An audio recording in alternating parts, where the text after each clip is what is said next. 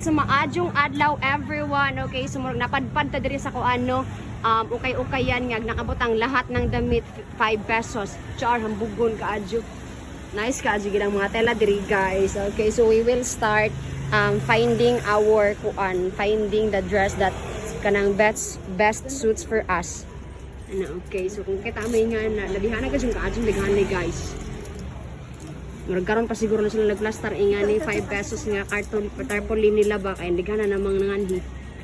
Of course, usa ko sa mga napadpad rin no kay murag nalipay po ko pagkakita na ingani 5 pesos kaning 5 pesos each diri sa babaw. Tsadan. Okay, swerte ko.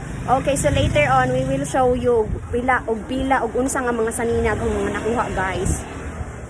Alright, so pauli na ta guys and maonig mga sanina nga among nakuha napalit di ay. Tsadan. Okay, so sa halagang 50 pesos na anami 10 kabuok sa ni Ninang no. Gitampo na nina mo mind and gang Ninang pod. Ingana. Okay, so karon time check it's 12:01 in the afternoon. Okay, so we better walking na pod pauli na pod mi guys kay murag lajo pa siguro niya mong lakwan.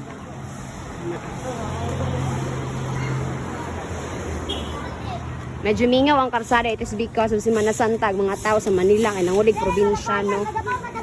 Anyway, amo na ning panglabhan ni si Ja. Para masuot na nila inigaugba. Char! Pilingon, judoy.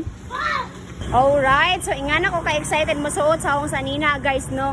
Every after, palit dyan na ho, ukay-ukay. Inig-uli, og napay oras, labi nagnapay init. Aho dyan na si Jang ikuan, labahan, dyan, ibuwada dyan. Kay arang nagkaugma. Mura kog ma-excite pod ba mo sukod mo suot sa akong new dress, new t-shirt, new sanina ba? Nagauban wa na sa nalipay kay very init good, super. Dire. Nga na, tanaw sa ninang.